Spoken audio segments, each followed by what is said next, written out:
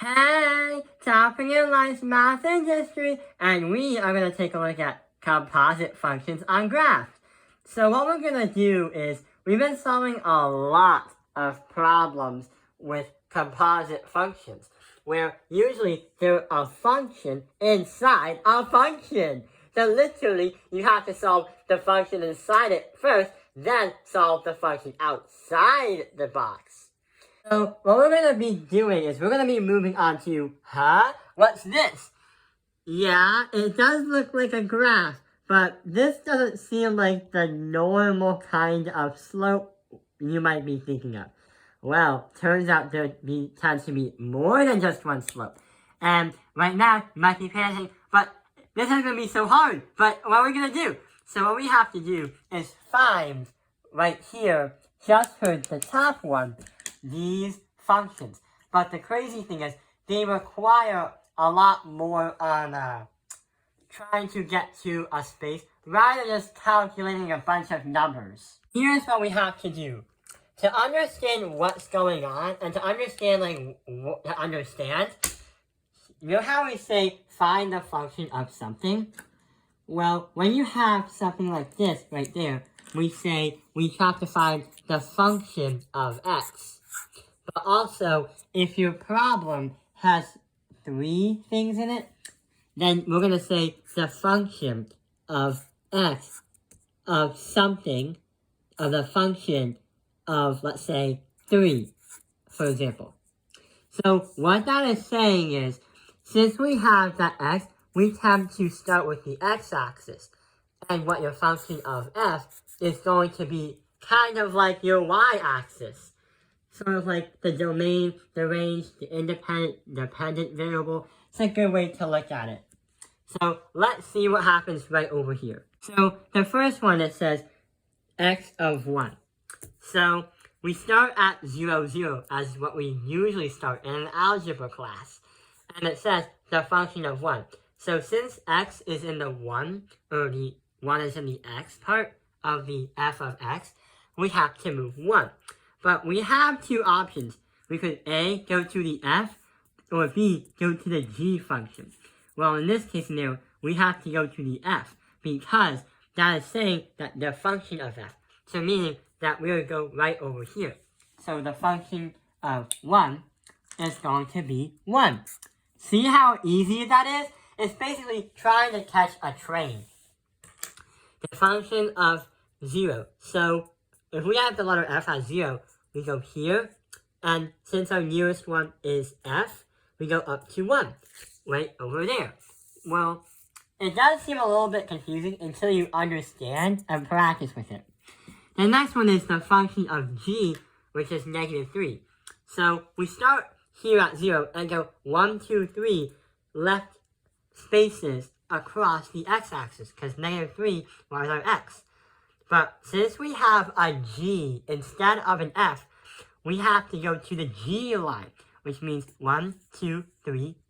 Hey, it looks like it's 3 right here. So -3, +3. So we're going to put a +3 right over here. You wouldn't go to the f because it's not asking anything for the f.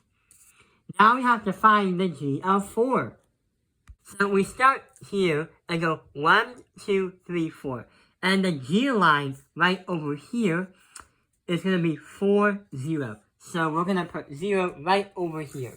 So the ones where it's just single functions is really, really easy. But the next one is a little bit more complicated. We have a double function, a function inside a function. Well, here's what we're gonna do. Now, you know how we usually start with the inside function first, and when we get to an answer, we find the function on the outside? Well, that's what we're gonna do. So, we have the function of f, the function of g of -1. So, we start with g of the function of -1. So, x is gonna be the same idea. So, -1 is going to be our x. So, here's -1. But the problem is we have to do the g line. So g is going to be down to -2. So, but we're not done yet, because now we have the function of -2. So basically, what we're trying to do is get to a train station. But the problem is, the G line did not get us to our answer.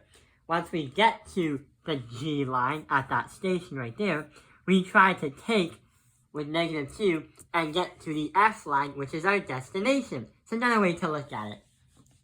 So now we have to find the function of f of -2. So we go 1, 2, but look, we go to 3 because we have 1, 2, and when we go to the g function, we go up to 3. So our answer right here, or our train station, our final destination, is number 3. And please mind the gap when you're entering or exiting the cab or the train car.